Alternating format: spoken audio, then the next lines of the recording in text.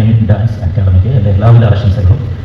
ഇത്രയും വലിയ ഒരു സ്റ്റേജിൽ എന്നെയും ക്ഷണിച്ചതിന് എൻ്റെ പ്രിയ സുഹൃത്തായ സന്ധ്യയ്ക്കും അദ്ദേഹത്തിൻ്റെ പാർട്ണർക്കും നന്ദി പറയുകയാണ്.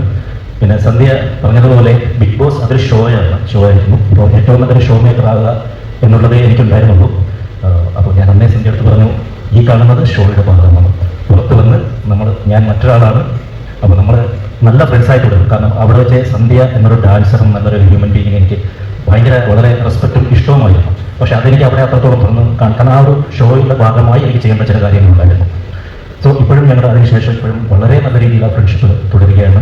സന്ധ്യ ഏതൊരു പ്രോഗ്രാമിന് വിളിച്ചാലും ഞാൻ ഓടിയെത്തുകയും പല ഞങ്ങളുടെ പേഴ്സണൽ കാര്യങ്ങൾ ഫാമിലി കാര്യങ്ങളൊക്കെ ഡിസ്കസ് ചെയ്യാൻ അത്രമാത്രം നല്ലൊരു സുഹൃത്താണ്, നല്ലൊരു ഹ്യൂമൻ ബീയിങ്ങാണ്. പിന്നെ പ്രത്യേകിച്ച് ഇത്തരം ഡാൻസ് ഷോ ഞാൻ ഓർമ്മ വെച്ച കാലം മുതൽ എൻ്റെ തുടക്കം എന്ന് പറയുന്നത് ഡാൻസിൽ തന്നെയാണ്.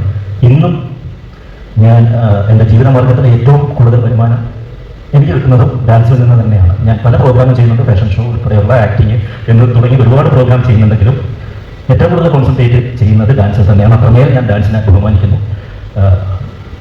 3 ഡാൻസ് ഷോയിൽ വിന്നറുമാണ് ഏഷ്യാനെറ്റ്, സൂര്യ തുടങ്ങിയ ചാനലുകൾ. അപ്പോൾ സന്ധ്യ ഇത്രയും എനിക്കാണ് ഒരു ഓപ്പർച്യൂണിറ്റി തന്നത് ഇത് കാണാൻ വേണ്ടി. ഇത്രയും വലിയ കലാകാരന്മാരുടെ ഡിഫറെൻറ്റ് ടൈപ്പ് ഓഫ് ഡാൻസസ് കാണാനുള്ള ഒരു ഓപ്പർച്യൂണിറ്റി സന്ധ്യയാണ് എനിക്ക് തന്നത്.